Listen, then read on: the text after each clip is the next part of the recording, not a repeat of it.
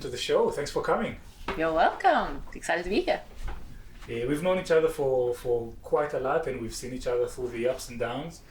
But for those of us who have never heard of you before, can you please tell us who you are, what you do, and why do you do it? So my name is Luli. I am an entrepreneur. I started a company called Blooming Founders. It's the third company I've started. And I've been doing that for almost 5 years now, based in London. And what we do is we support female entrepreneurs on their startup journey through events, a co-working space, and all sorts of other things that we do. And for the biggest question, why? Why is a long story short. I am obviously a female entrepreneur myself. I left my corporate career about 7 years ago and the only thing I knew was that I didn't want to work in the corporate anymore. And the sort of conclusion was that I had to work for myself, but I didn't really know what I wanted to do. And I came to London about 6 years ago and did not know anyone, and basically put myself out there. I attended a lot of events, tried to kind of, get my foot into the door of the city, if you will. And in that process, I realized how male-dominated the startup ecosystem is, because I didn't have any friends. And I think after like a couple months, I still didn't have any female friends. Most of the friends I had were men, and that was cool. They were really, really lovely guys, but I just really saw a gap in the market that served female entrepreneurs, and I thought I could do something. So, and of all the places in the world, I think you lived in 11 cities? Kind of, yeah. What cities? So I was born in Beijing, then I moved to Berlin, then I moved to a city called Nuremberg, it's in Bavaria, in Germany. Then I moved to Hong Kong. And I moved kind of like back to Bavaria. I did a couple of internships in Bonn, in Geneva, in Luxembourg, in Munich. Started working in Munich, then moved to Geneva, then to Frankfurt, then to Zurich, and then to London. That's actually now I counted 12. Maybe I didn't count Bonn because I was like an internship. Maybe I didn't count that in my previous countings. So 11 or 12 cities, Yes. And you're currently in London for 5 years now? 5 years, yeah. Why London? So when I was looking into where I want to sort of base myself for the next chapter of my life, I was wanted to be in an entrepreneurial ecosystem environment, and I was looking at Berlin and London. And at the time, which was around 2013, Berlin was still very rocket internet heavy, so the whole sort of entrepreneurial scene was very flavored by rocket internet and what they did, and I just thought it just wasn't really the culture for me, and I then consequently chose London because it was just more open, I suppose, and more diverse. What's Rocket Internet for those of us who have no idea? So Rocket Internet is a venture builder in Germany, and they sort of kind of grew really big. I mean, they started internet companies, and I think they made their money from selling annoying ringtones in the 90s that people didn't know what they were signing up for, but then all of a sudden they have to pay 3 Deutschmarks at the time. We didn't have euros. And then they started incubate companies, and then pretty much what their strategy is that they copied successful models from the US and would just copy it and launch it in other countries. So probably wouldn't I would say the most creative thing as in terms of entrepreneurship, but very, very good at execution and also very aggressive. So I think the culture that I was just referring to that I just kind of didn't really like was the hardcore aggression about the whole thing, which I guess works for certain things, but it just wasn't my vibe. Got it. And so 11 or 12 cities, you've mentioned that before you started Blooming Founders, you had a corporate career. Can you tell us a little bit about your corporate journey? Yeah, so I started working for McKinsey after graduation from business school in Munich, and I left it, literally spent 2 days there. Not literally 2 days, but I did 2 projects at McKinsey before I moved on, because it was in October 2008 when I started, and that was just the beginning of the recession at the time. It was a very uncertain environment. All the projects were either internally focused or around cost cutting, and again, it just wasn't my vibe. It's just I just didn't feel it, basically. I'm more of a growth-oriented person. That's kind of what excites me, and I just kind of didn't really have a great outlook, basically. Staying at McKinsey, even though it was McKinsey and Company, the company that every business school student was dying to work for, right? But if it doesn't fit you, it doesn't fit you. What can you do, right? Was it hard getting into it?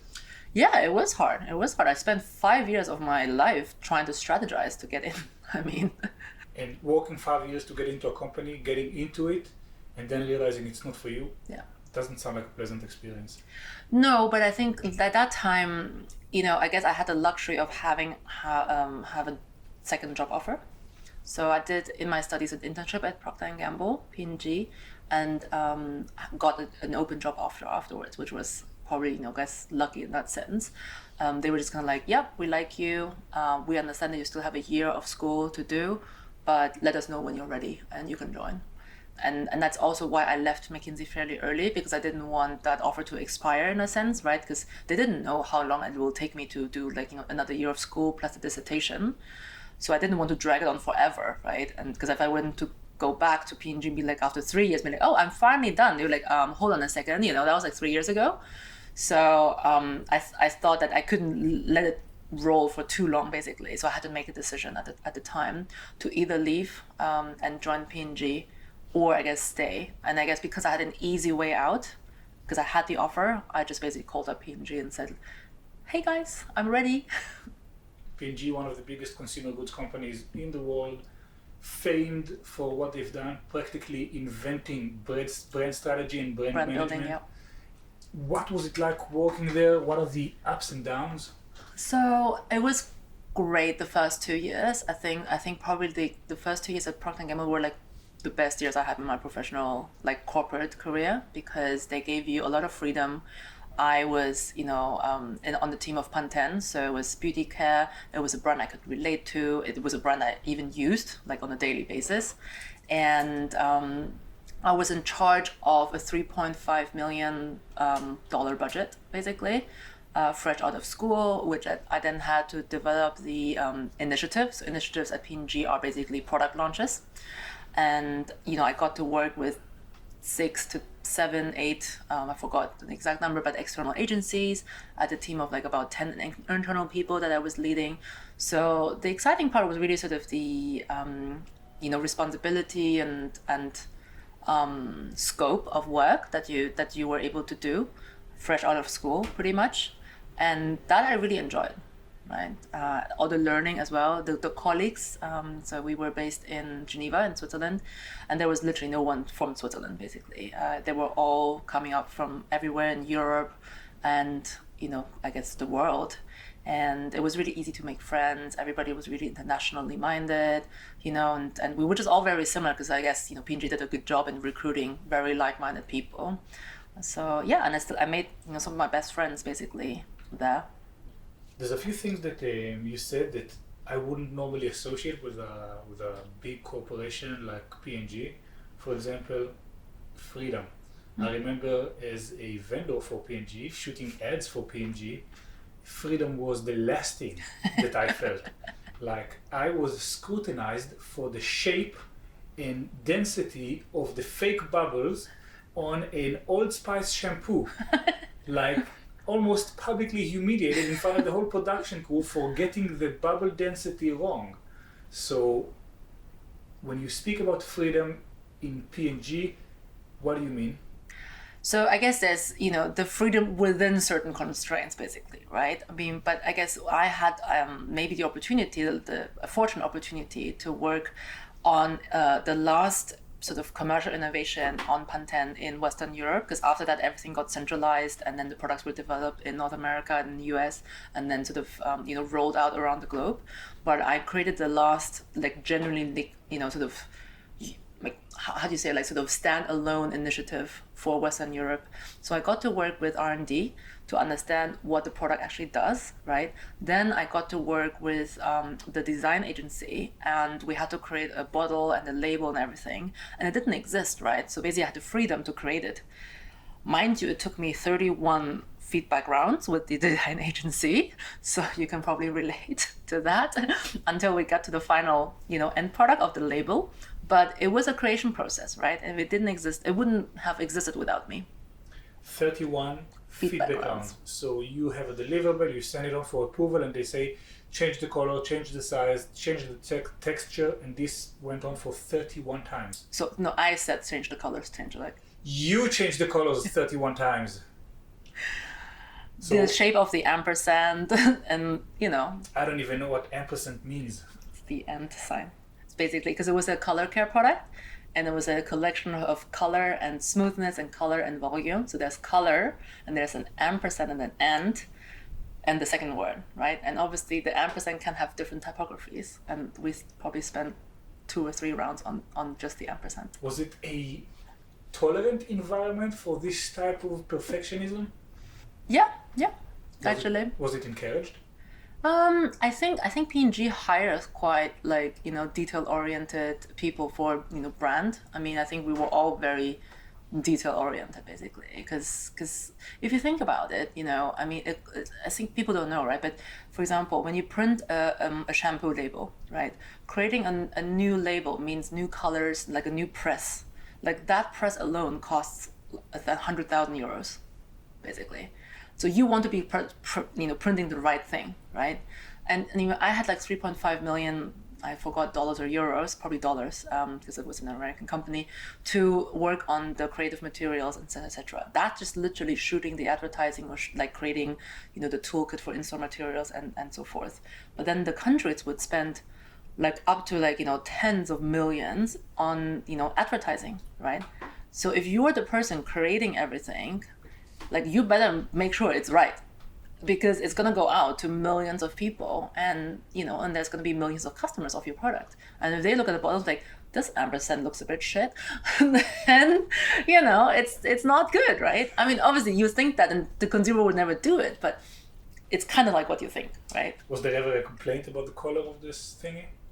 It was the shape of the thing. Yeah, no, but we would literally sit together as a brand team. It was me and my manager and and we were literally discussing about shapes of fonts or not, I guess not specifically oh, we want this line to be a bit longer, but it's generally, should it have a serif, should it not have a serif, whatever, should it be cursive or not cursive, etc., etc. Another thing that the reason I'm spending so much time talking about P&G is because one of the biggest benefits of having gone through McKinsey, Procter and Gamble is you learn how to do things. Yeah.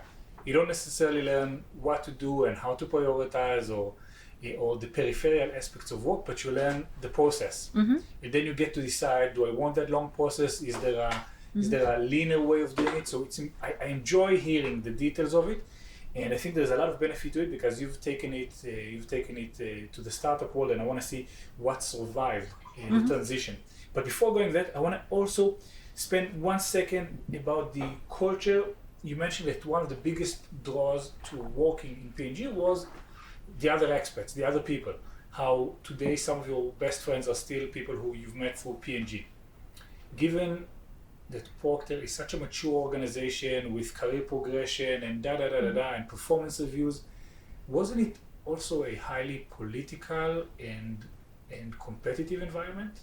Not in the early stages, I would say. I think the first 3 to 4 years are amazing. I think that's where you still feel the freedom because you have so much to learn. Everything is new, right? And then you get to travel, you get to do stuff, right? And then oftentimes P&G recruits for leadership, same as McKinsey actually. But basically you're given you have to lead your projects basically. So you feel amazing, right? But I think the politics come after about 4 or 5 years, when then it's about sort of the next big promotion or which job, and maybe you want to relocate, maybe that you want to you have demands on your own career, and that's kind of where the politics starts basically, right? And that's when you'd be okay, is my own career still in line with what the company offers me? And that's kind of when people typically start to leave. Super interesting, because the next question I was about to ask was, when becoming a founder and looking back at your time with P&G, was it beneficial? Would you recommend early inspiring entrepreneurs to go through those few years of corporate work before embarking on their own journey, or move fast and break things mentality, just start doing what you want to do and figure it out as you go? What's the balance? I think it really depends on the person. So I mean, there's definitely people that can straight out of school start stuff and just be really good at it, but typically I would assume they have a certain self-awareness that, they're really, really good at certain things, basically, right? And they've probably seen traction, on whatever they're doing, like, from the bedrooms, right? I mean, I wouldn't probably sort of advise anyone to graduate school and who doesn't have a plan to then become an entrepreneur, because I don't think that's kind of like a good idea at all. It's all a learning process. Even being an entrepreneur is a learning process, right? So you learn what works, what doesn't work, and you also learn over time whether it's kind of like, something for you or not, basically, There's this sentence that says plans are useless, but planning is indispensable. Yes, exactly. So I think that rubbing against companies, cultures, products, industries helps you start planning your next step. So in that regard alone, it's worthwhile doing. Yeah. You also learn about, like, I guess, how business, like in a certain industry works, right? I mean, I understand the process, front to end, from, working with R&D, creating a product, creating, like, the packaging, creating the advertising, creating, like, whatever stuff that local markets would need to roll it out in, like, to bring it on shelf, like end to end, I know how to launch, a consumer product, basically. And I think as you are looking to launch, so that's, I think, the analogy to entrepreneurship, you're always looking to launch something, basically, right? So I think that's kind of like where you can transfer knowledge from your corporate job in launching stuff. You just don't have the same resources. Yeah, that's actually a super interesting perspective. That entrepreneurship is basically launching stuff and see what happens. This is the job. Yeah. Think of something, launch it, see if it gets any traction. Yep. How convenient were the life in Procter and Gamble? You were living in Geneva. In Geneva you for were 2 making years. decent money. Yep. Pretty cushion, travel the world, surrounded by good friends who are like-minded, working with substantial budgets. Most startups will never have a $1.3 million advertising budget. 3.5? Okay. All this just for the marketing. all this execution power with different agencies and people working for you, relative autonomy, working at scale, so coming up with products that then roll out to the entire world. You're traveling to Istanbul and you see your product on the shelf. Huge. So in that regards, why quit? So I think that's when I got into, like, the political things, basically, right? And that's when, sort of I've learned enough for me at P&G after about 4 years. It's like I want to, like, learn something new. Like, I want to move into a new product category, because I've been spending all my professional career in hair care, and let's be honest, there's only that much you can learn about shampoos. Okay, or styling products. Even though your hair looks fabulous today, so fair enough. Whatever you did still works. But I think my learning curve is. I think I'm a person who likes to learn, right? And I think whenever I feel like my learning curve has come to an end or plateaus, I get bored, and then I want to, like, do something else. And then it's the question of whether the company will allow me to do that or not. Yeah. As an entrepreneur, you often don't choose what lessons to learn. No. Sometimes you just learn, like, oh shit. So if you've joined a company like Procter, you know what you're going to learn. You're going to learn brand management, A to Z. But then you embark on your own journey, and then you have to learn tax regulation and finance and hiring and firing and bootstrapping and all these things. So we'll get to all these lessons of entrepreneurship soon. But when you've realized your learning curve has plateaued, what did you do? So I think I was basically thinking about, okay, what should I do next, basically, right? And I guess the thinking was, the immediate thing is like, okay, should I go to a competitor? Should I, apply to Unilever, L'Oreal, or whatever, like a different product category, basically.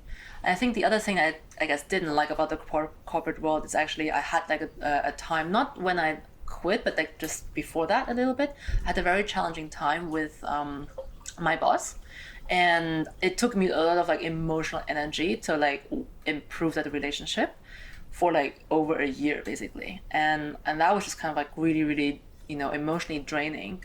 And I thought that this can actually happen anytime in any corporate, because because we all rotate, right, our jobs and roles, and you might be put into a great team and you have like the best time for like a year or two, but that can change really easily with like the next rotation. And that's kind of like out of your control. And in a way, sort of at the time, I was kind of like, well, I want to control my own career, and I don't want to put my career into like the hands of other people, basically. So that also was kind of like a reason why I left.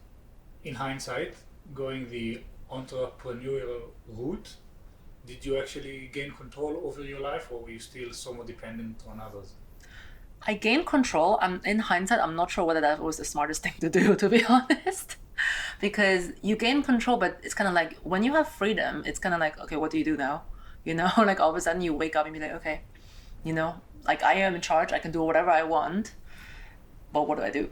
Right? And it's really hard. I think most people underestimate how long it takes to build up anything meaningful, and also learn about yourself, what type of business you are supposed to build, basically, or you're good at building. So there's a lot of learnings, basically, that I had in the 3 years after I left. How does one quit Procter without having a plan? You tell your boss, I'm quitting. That's it? You've had enough? So I think at the time also, I guess that would be the typical process, of just quitting, right? You can just literally quit. It's like, I'm done with this. I have a notice period, that's cool. What in my case happened is actually they had a voluntary redundancy program because they were sort of looking to restructure beauty as the beauty sort of part of the company. Looking to restructure beauty. Outside of the Procter world, that would be a good Facebook community. Well, they did sell. They were basically looking to sell all the small brands, basically, that were not under their, I guess, mission of building billion-dollar brands, which, is fair enough. And they sold about, I think, 95 brands globally, I think 4 years after I left, to Coty. So, wow. That was the beginning of all of that stuff. Well, diverging, but thinking back, now they've started buying brands again.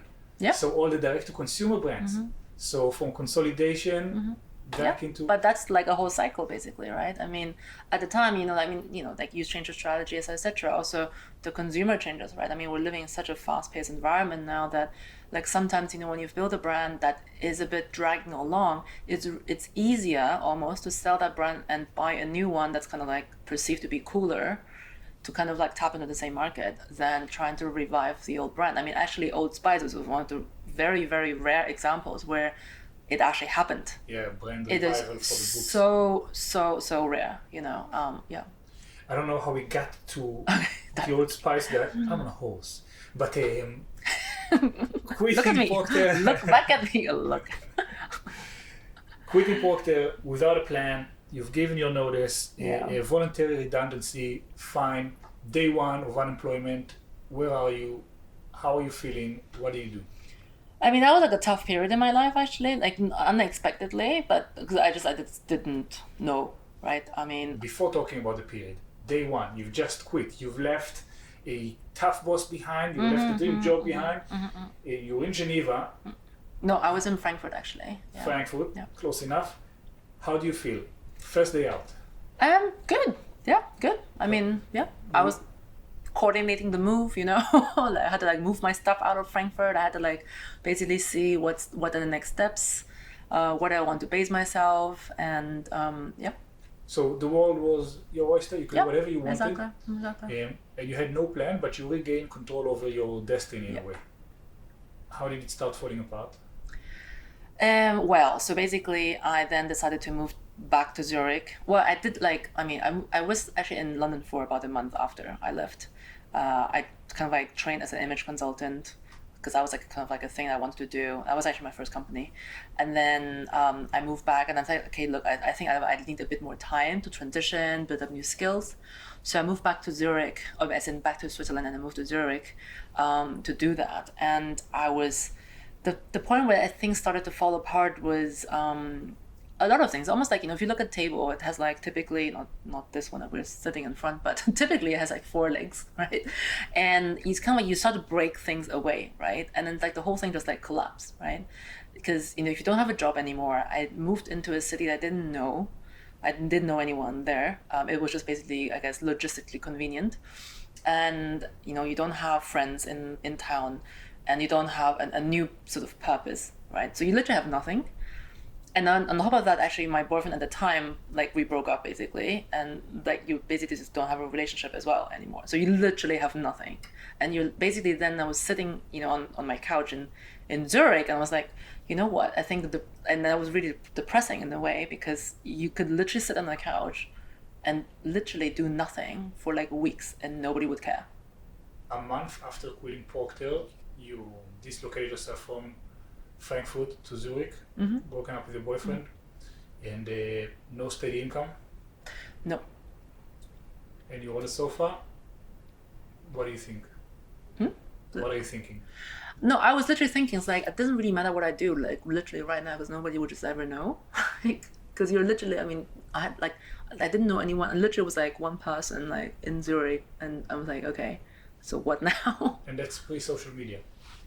No, that was with social media. As in, like, what do you mean with pre-social media? I mean, you can go on Tinder and start going on dates, or you can go on Facebook like experts in Zurich and start. Yeah, no, I started, like, obviously then I did, sort of, like, Tinder didn't exist, and I don't know, I did, I went to like a few like small world events, but they're not really that good, I think, and like, I put myself out there, but it's kind of like, it's a bit like, like you kind of like move around in the city, and you're like, what's the point of all this, basically, right? And I guess because I didn't chose to be in Zurich professionally, it was just basically logistically convenient, and I guess like I didn't have any steady income, but I guess I had, because I basically sort of took my unemployment benefits, and that was like the whole reason why I moved back, right? Because I was like, I need a bit of a transition time, and if anybody listens to this, if you ever want to have like 18 months time out, like well paid, go to Switzerland, work for 2 years, and then claim unemployment benefits. It's great, and so I did that basically, right? Yeah. Jokes aside, it's a strategic advantage if you can buy yourself the time to heal from your previous employment and get ready for the next one. Yeah.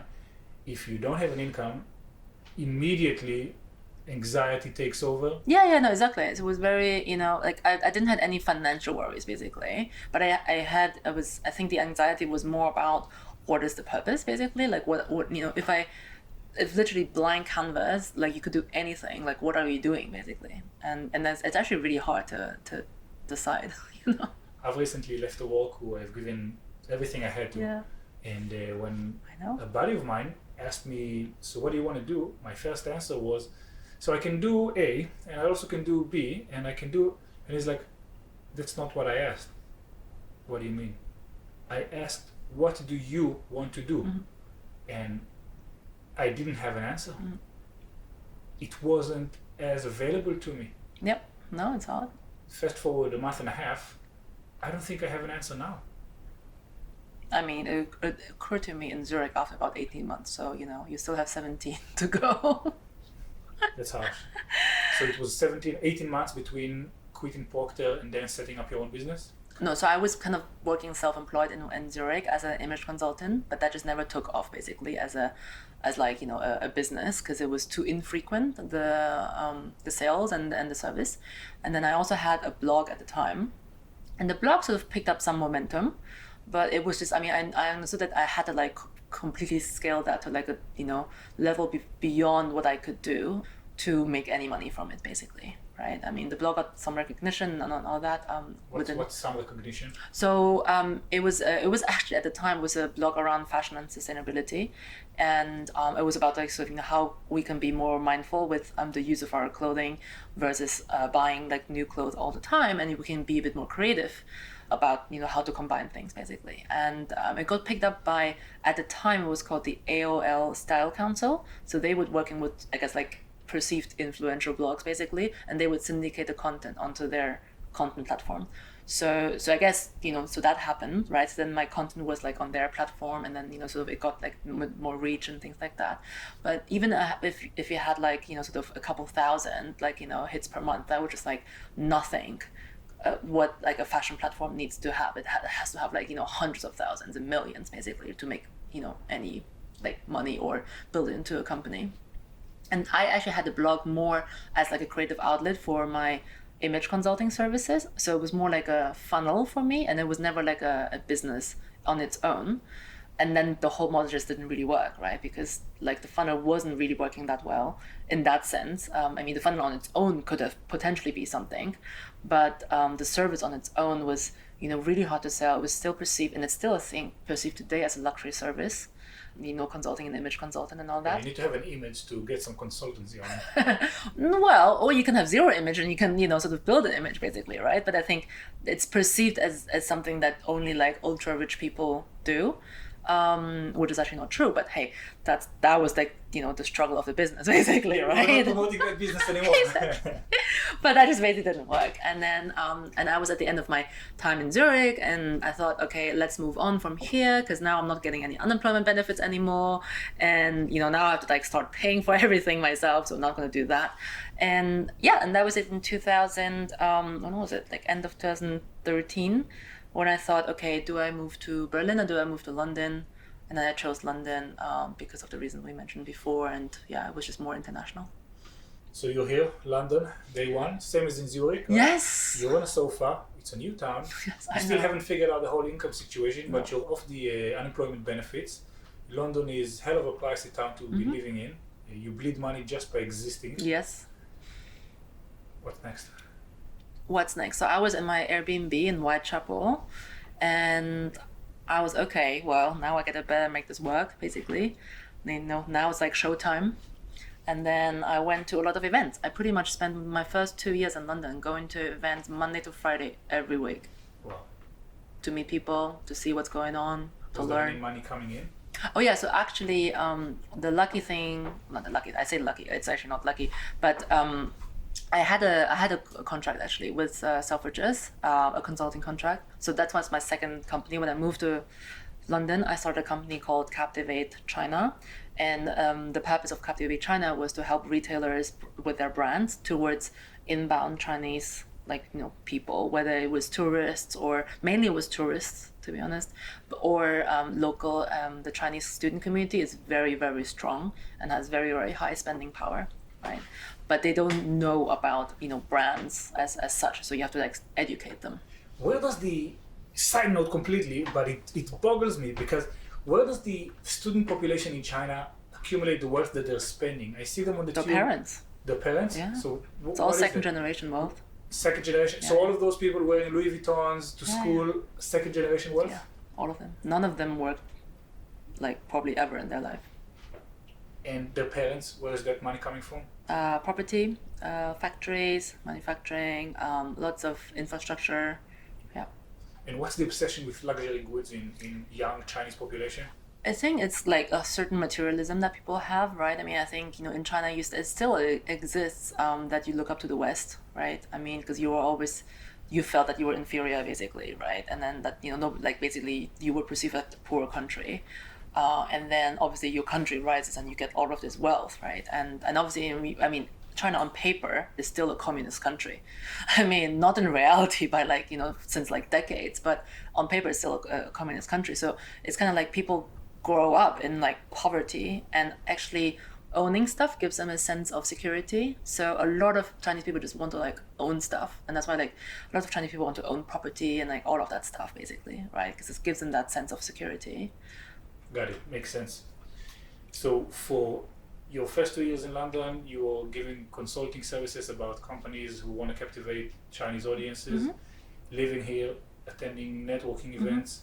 You said Whitechapel, for those who haven't lived in London. Whitechapel of 5 years ago. It was pretty dodgy. Probably not the easiest neighborhood for a single female to be living in alone. At that point, were you regretting you've quit Procter? No, because I was super optimistic. I can, find my way. I can, I mean, I was always very confident in my skills. And the reason why I left P&G was okay, I've gained the skills, a good enough skill set that I can make it on my own. I was fully convinced I can make it on my own, basically. Yeah. Well, landing Selfridges as a customer, testifies to your skills. Hands down. How many people can do that with a company that has zero legacy, zero track record, go into a new town and land one of the biggest retailers as a customer? That's pretty remarkable. And then came blooming founders. So that came about because I mentioned before I didn't have any friends, and then I also didn't meet that many. I met a few women that are also entrepreneurial, and I started a meetup group. So actually, I went to a lot of meetups first, and then I found that there was no meetup really for I guess female entrepreneurs that was not completely stuffy, like women who lunch type of situations. So I started my own meetup group to meet more, I guess, women that are also entrepreneurial, and then just kind of like have like a side thing going. Because I think my blessing and my curse is I'm really good at organizing events. I'm really good at bringing people together, and I really enjoy doing that. So I kind of like naturally did it, right? And then that sort of grew over time. And then after about a year of working with Selfridges, I got a bit bored from doing that. And again, I hit a bit of a plateau because I couldn't really scale the company because it was basically just me consulting. And I sort of developed like a bit of a version of trading my time for money. So I was like, this is not the business I want to build. I want to build a business that's kind of like more scalable, et cetera, that I don't have to always like, do the work myself. And yeah, and then at the time when I was ready to let go of the, consulting part, the only asset I really had was that meetup group that by the time it grew to like 1,500 people, I think. And we had regular meetups, just in a bar in Soho somewhere, and we had, 30, 40, 50 people attending. So it was kind of like, like a thing, right? And it happened, in a very predictable way that I thought that, there might be something here, right? Obviously, attend and hosting these meetups, I would listen to what the women would say, and there's a lot of things that female entrepreneurs struggle with. And keeping in mind, that was, now almost 5 years ago, when nobody was doing stuff for female entrepreneurs, right? I mean, now everything that has exploded. But that was kind of like, I guess the tipping point where I said, okay, if I'm moving on, then this is almost like the only asset I have, but also something that I kind of really resonate with, because I was one myself, and my background was, in designing products for women on Pantene. And Pantene actually as a brand is all about strong women, strong hair. So I, spent almost 4 years of my life thinking about strong women, strong hair. So it's kind of like, it was easy for me to sort of get going, because it was very, it leveraged what I've done in the past. I don't know if you know this, but sustainable fashion, way before it was a topic. I know. I'm just always like pioneering the things and just, but I'm like still fighting the good fight on my own. I'm like, fucking hell. I know. It's tricky, huh? The catching the momentum at the right time. Like starting a blog about sustainable fashion 3 years ago, 4 years ago, bam, it lands your job in the Procter & Gamble of sustainable fashion. Yeah. And you took your interest in products for women and your experience in crafting them and launching them, and you've opened an incubator for female entrepreneurs. How did you know a co-working space for female would be what you need to do? I didn't. I kind of like, I got the insights over time, right? And I think as an entrepreneur, like what we tend to do is like, we tend to sort of spot the adjacent opportunity from what we're doing today. Like everything I've done is like adjacent, right? Even like, if you literally look at the sort of magnifying glass, right? I mean, from P&G, like image consulting. Why did I do image consulting? Because I saw so many women stuck in middle management, not being able to get a promotion because they didn't portray the image of a future leader, right? That's why I did image consulting. Then I realized it didn't work, and I say, okay, next opportunity, right? What, like, and you learn, and then you start, come to Blooming Founders, be like, look, there's no, sort of platform for female entrepreneurs that are like early stage, looking to launch things, looking to launch businesses. It's really hard for them to get out there, meet like-minded people, get access to knowledge, like sort of networks of knowledge that the men would have basically. So then we started with that, right? And then I guess from the beginning we were always events based, and we did a ton of events and built a community from there. So then, we had this community, and after about 2 years of running events, and then 1 year after publishing my book, I thought, okay, I was basically running around London, with my little suitcase of like events, like, stuff and food and drink and all of that stuff. And it was just logistically quite complicated, even for me to like be running around London and hosting all of these events. And I thought, wouldn't it be just like logistically better to have your own space where you can host your events with a lot more easiness, where you can create space for other women to host their events and things like that. And I mean, at the time when I had the idea, it was early 2017. I mean, WeWork was booming, right? And then the whole co-working was kind of like, that was like the thing, right? And I thought, look, I have this community, I love property, and I guess like I've moved around a lot. I love actually looking at floor plans, very random. But yeah, so I thought, I can do it, right? It was kind of like adjacent to what I've been doing before, and it just kind of like made sense. And that's how we sort of opened a co-working space. It's funny how a big move like that, probably taking a loan or using your savings to start a business, like a physical space, running it, marketing it, all of that. How, if you look at it 2 years before, couldn't have thought about it, couldn't have done it. No. But then when you're on track, when you're leveraging your assets, it's just another small step towards where you want to get. Yeah. Like I had most of the puzzle pieces, I just didn't have the space, basically. So you said that in Procter, it's like a degree in launching stuff. Yeah. Walk me through launching Blooming Founders. So it started from the meetup group, right? And then from the meetup group, I tried to sort of professionalize it more. So instead of just having drinks in Soho, I wanted to do more content-led events and panels and things like that. Because at the time, there were tons of events in the startup world, and they were all male panels, basically, so-called manels. Manels. That is awesome. Never heard of it. And I thought, we don't have to, I think me and maybe the other 5 women in the audience were kind of like, why do we have to look at men talking about stuff all the time? So yeah, and I think there's literally also a hashtag no manels or something like that. You can Google it. But yeah, so events, and then we started building, and then the people who come to the events, they were like, oh, I really love your events. These are great people. Is there a way for us to stay together? I say, yeah, sure. Let me have a thing. Facebook groups. Let's just invite everybody to the Facebook group so you can stay in touch, etc. And that kind of became the wrapper for the community. And then I just did more and more events that rinse repeat a little bit, and I published a book in 2016 as the first product that people can just basically buy, and in 2017 then just just shortly after launching the book, maybe within 5-6 months, I started to work on the co-working space idea, because by the time we had quite a big community. We had probably almost 2,000 people in the Facebook group at the time.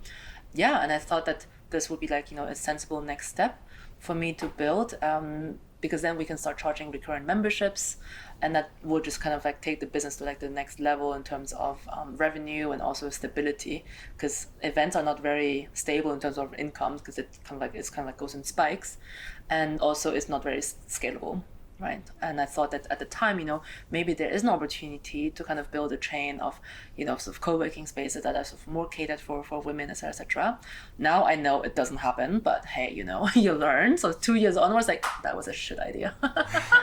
With events, it's funny. Everyone who's ever produced an event goes through a similar life cycle. 2 months before, oh my God, it's going to be amazing. 1.5 months before, this is so exciting. I'm enjoying it so much. Can't wait. 3 weeks before, oh my God, I'm not selling enough tickets. 2 weeks before, Jesus Christ, we haven't sold nearly enough tickets. This thing is not going to work. 1 week before is can't wait for this to be over. 2 days before, I'm never producing an event ever again. Day of the event, you don't even remember it, and the day after the event, you're already thinking of the next one because it was absolutely awesome. Exactly. So you wanted a physical space. Physical space means paying rent. Yeah. Paying rent in London, paying rent in central London or in East London. How much money are we talking about to rent Blooming Founders for the first year of its activity? It was about £24,000 a month. £24,000 a month. Yeah. To rent the space. Yeah, in our first pilot location. I didn't do the math correctly. I maybe overlooked the zero or something. No, I generally thought I could make it. We actually sold about £80,000 worth of memberships up front.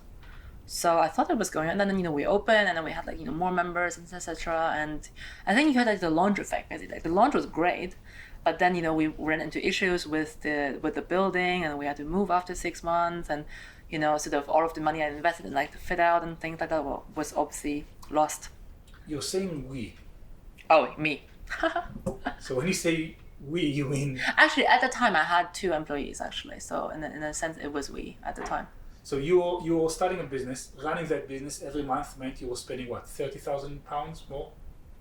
With the co-working space, yeah. £30,000. Were you taking in a salary? No. No. So all the money that came in went to the business? Yeah, and the people. Yeah. So, £30,000. How much money did you need to make every month in order to keep the business alive? Yeah, it was about the £30,000. So to break even? Mm-hmm. Yeah.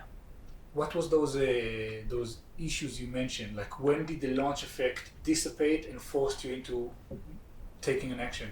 So co-working is actually quite seasonal, at least so our community is very early stage startups basically, right? So we don't have that many, I mean we do, but I guess they would join, like if there's fundamentally in co-working there's different needs. I mean either you are more working flexibly and you need like kind of like a space for that, or you need an office. It's actually two different sets of needs, and they just happen to kind of coexist within a co-working space, which a lot of people kind of get confused about. But we didn't have that many people that needed an office. We had a lot of people who want to be part of the community and potentially need a space like ad hoc, basically, right? So basically what I started seeing is after like 3 months that the co-working or the co-working industry that I was in, not the office rental industry, is very seasonal. And it was in the year where in 2018 there was a very, very long winter and we had like snow in March or something, and it really impacted like footfall, like numbers of tours, etc. Right? That was one thing, that when you saw like literally like the decline, because if nobody's coming to see the space, nobody's signing up, clearly, right? So you can do everything right, set up, do the whole launch sequence, and then a late winter with some snow in it, and it impacts your revenue for the next 2 months. Yeah, exactly. Were you ready for carrying that type of risk? No, I mean I wasn't aware. I was just literally was not aware. So that means basically what, 2 or 3 months of spending £30,000 every month on keeping the space alive and open? Yeah. I mean, all of the profits we've made in the previous years went down the drain basically through that.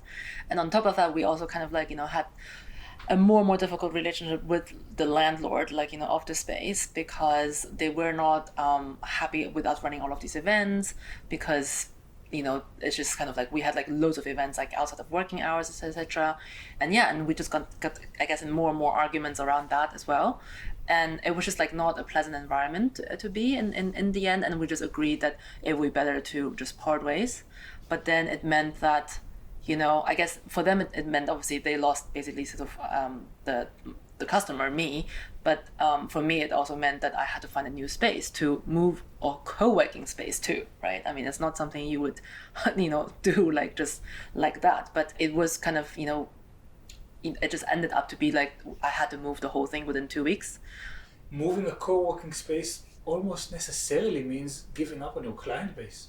Kind of. I mean, we kept we obviously disappointed some clients because people actually paid for an annual membership, right? And then we moved after 6 months. So then, you kind of like take away the product you sold to people, which was obviously not good at all. But overall, I think Blooming Founders had such a strong brand equity that we actually had a lot of people who even kind of stayed with us through the next 6 months of being in our interim space while I was figuring out a solution. And we have some people actually who stayed with us throughout the whole period and then are still with us actually in our current space. But we also had so many people who left us understandably, right? Because you're taking away the product, and it's just basically, communicates uncertainty to your customers, right? So we probably lost about 50% of our customers in that move. 50. Yeah. How far are you in now? 6 months? Yes. So 2.5 years into your time in London, 6 months into your Blooming Founders venture, you're burning through £30,000 per month, still not taking in any salary. You just lost half of your customer base, and you need to basically reboot the whole business. Was that taking a toll? I was just kind of like in survival mode. I actually learned about myself at the time. Actually, I'm very, very good at crisis management. I actually felt okay during that time. I just was like, I need to save the situation and I need to make it work somehow, right? I mean, I had to let go of all of my staff. I obviously had to cut down costs, right? So I had to let go of all of my staff. I moved into I managed to find an interim location that was a tenth of the price. So instead of £2,000 plus 20,000 pounds plus VAT, the 24,000, it was only £2,000 plus VAT. So that's kind of like how I managed. I literally reduced my cost by 90% in that move, and that was how I was able to save the company. Because otherwise, we had probably one more month of money in the bank. Did you have an investor coming in and helping you? No. So all of this is self-funded still. You and the revenue you can generate. Yeah. How exposed were you financially? What do you mean exposed? Meaning that if shit hits the fan, no customers are coming in, you are liable for how much money? The company, I mean, would have been, well, I guess because we left that sort of relationship, right? If I would have stayed into that relationship, I probably would have been liable for another 150,000, probably. Maybe not less, like maybe 100. Maybe 100,000 pounds in potential debt. Yeah. That's a huge setback even for someone who's making some Procter and Gamble money. Yeah. Did you worry over it? Did you lose sleep? Like, forget about the side that's good at crisis management. Like, there is still 100,000 pounds with your name on it that you're not sure how you're gonna pay them.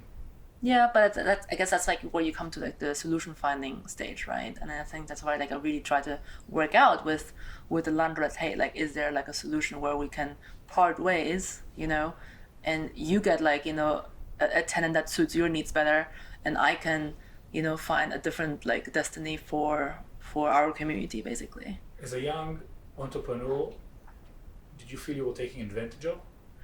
I mean, to be honest, it's business, right? I mean, I don't think so. I don't think I was taken advantage of. I think there were definitely ways of communication that probably didn't sort of, were like the best how they could have been. But at the same time, I also have to say, like, I just overestimated, the amount of sales that sort of the sales trajectory. And because I didn't have any, I guess, investor backing, I didn't had a much long runway anyway. I mean, I guess I also learned about myself. I'm quite tolerant to risk. So to me, like having like a 3 months, 6 months runway was not like a big deal, basically. Like I always thought I can make it, but sometimes reality just hits, right? And you just don't make it, right? 3 to 6 months of a runway is not much of a runway. So even people to me it was. Even for people who are tolerant for risk, 3 to 6 months of a runway is not a whole lot of money. So you thrive in chaos. Yeah, I mean, I'm kind of like, I don't know. I think I just have like a different, perception of risk as opposed to other people. Because I knew what I was doing, right? It didn't turn out to be like that, but I always had a plan of like what I wanted to do. The results obviously are, it's kind of like what the market gives you. So as a founder, as a solo entrepreneur, having a plan, fine, but when that plan meets the market and meets reality and the plan doesn't really come to fruition, there has to be some second guessing, and there has to be a point where you say, let me cash in all of my chips, I'm heading back to the corporate HQ.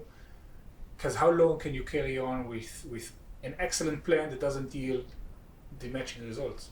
Yeah, that's the right question. I think that's it's a personal question that every entrepreneur has to answer for themselves, basically, right? Like, how far are you willing to go in this? How strong do you believe in the vision? How strong do you believe in the product, etc., etc. So how far were you willing to go? Are you willing to go? So back then, I still believed in the product. I still believed in, I guess if I were to find like a different venue that would, if we had like more stability with the venue, etc., like we can make it work. However, in the last 2 years, I think the market has moved on as well, or the market have, evolved and changed. And now I'm not sure whether, I'm pretty sure, I definitely don't think that there is that much of a market for like the flexible sort of workspace, unless you're actually owning the asset, as in like the property. So I think I'm not a believer in the lease-based model anymore, and we've seen now, with the valuation of WeWork crashing and lots of brands, a few brands in the UK going into administration, that it's a very risky model basically, and it's either heavily funded, or you have to be really, really good at the whole cash management, or you actually raise investment to buy the property itself, which then it becomes a different game. It's also so hard to create differentiation within that segment. So Exactly. I mean, it's grown so much, and I think the population also gets a bit spoiled, and now you see like hotels opening up with like co-working areas in their lounges and things like that, and super, super nice, and you'd be like, okay, what's the point basically, right? So now I think it is becoming harder and harder, and I think now I'm actually at the point where I'm like, okay, I've run the space for 2 years, I've run events for almost 5, like what's next basically for blooming founders? do you think we live in a society that it's okay in it to say, I'm giving up on this, I'm moving on to the next one? Is it okay to fail? Is it okay to experiment and then move on? I think it's one thing is what you perceive as the founder and like the person in it, and the other thing is like what the rest of the world perceives basically. I think at the end of the day you have to do what's right for you and not think what other people might think of you. But overall it is still, I think in UK it is not easy to, I guess, fail, right? I mean, there's still some stigma attached to it, and there's still a lot of thinking that people have kind of do to manage that transition in terms of brand for yourself, right? Like, I think it's okay to move on, but then the new thing that you're moving on to has to be somehow perceived better than what you have been doing before. What's the stigma that's attached with failing in the tech world? I mean, like nobody likes, I think in the culture of like, sort of Europe, UK or whatever, it's just not, I think it's just not great basically, right? I mean, I think you will probably get a few looks from your friends or family and be like, oh, like kind of like pity or whatever basically, right? I think it's just kind of, not the thing that you probably need in that moment, because you're probably like trying to figure out the next step. Right, and then everybody's like, oh, don't be so tough on yourself or blah blah blah, and you'd be like, you saying not don't be too tough on myself doesn't make me be less tough on myself. And I think you always kind of like then start maybe comparing like what your friends have done, like my business school friends, or where they are in their lives and careers and etc. You just basically start comparing a little bit, which is also not healthy. But I guess it's kind of like, it's just what happens. You can't really avoid it, right? Because you can't avoid the people in your life. You can't avoid the people in your life, and you can't avoid whatever they've done with their life, but you also can't avoid failing. Show me one really successful person that went from success to success to success without having experienced failure. Exactly. So how is that still not legitimate? How do we still feel apologetic for failing? It's a culture thing. It's kind of like it's so deeply ingrained in how society works and stuff, like it's good. Your self-worth that's kind of like linked to other people's perception of you, right? I mean, I think there's actually a lot of people who like, okay, I don't give a fuck about what other people think of me anymore. And in a way, I mean, they are probably reaching some levels of freedom through that, right? It's a very, very hard thing to do, actually, because we're all sort of, we're all part of society, right? We're all part of like an ecosystem, and everybody wants to feel great about themselves, right? I mean, so I think, we haven't really sort of, I guess, populated that narrative that actually failing is a good thing, and as long as you're learning, etc., right? I mean, people just think like, oh, you should, graduate from business school, join, a company, have your whole career at the company, end up as like president or MD or CEO, right? Whatever, and then that's gonna be like your success, basically, and then you retire, right? That's like your success. But I don't think that a lot of people would actually sort of for themselves see it as success, because actually the most time, and that might be very, very boring, basically. And then, so if you're retired and be like, oh, now I can do like, all of these kind of different things. But you'd be like, well, you could have done that before, basically, right? Funny enough, the people who do appreciate failure in a way are VCs. First of all, 9 out of 10 portfolio companies don't exit. Some of them break even, but the majority will close without making any profit. And the value of second-time founders in that regard is huge. Having learned all of these mistakes, having learned one boundaries. So I think failure is legitimized in certain areas. It's about how do I frame my failure? How do I leverage failure? How do I fail up in a way? Exactly. And failing up would sometimes mean taking a step back and starting again, which I think is a very humbling notion. We talked about society and the perception of society has and how it influences some of our decision making. But at the end of the day, you don't live with society in your room or in your living room, and you're not sitting with society on your sofa. You're sitting all alone. And as a solo entrepreneur, you don't have an HR department to look after you. You don't have anyone you can ask for days off. You don't have anyone to organize fun days and bring baby goats to the office or send you on an offsite and make sure that you keep learning. What advice would you give solopreneurs when it comes to looking after their own well-being and professional growth? I mean, definitely do spend time on it. I sort of spend most of my Saturdays reading, for example, and trying to like carve out like, time to I know, do nothing, basically. Free float a little bit in the world and see what's up. It's not easy. I mean, I haven't done it myself in the first 3 years of Blooming Founders. I think only, I guess last year or something during like 2018, after 3 years, I actually had like a weekend to myself. Say again? After 3 years? You've had a weekend to yourself. Is that a price you knew you were going to pay when becoming an entrepreneur? It was a price I was happy to pay. I've always been quite workaholic, basically, and but I like my work, basically, right? I had employees that when I asked them to send an email on a Friday afternoon or on a Sunday morning, if I was in London, they resented me for disrupting their work-life balance. And you're saying you haven't had a weekend to yourself for 3 years. There's different people, huh? I mean, not everybody is meant to be an entrepreneur or even would ever go on that journey.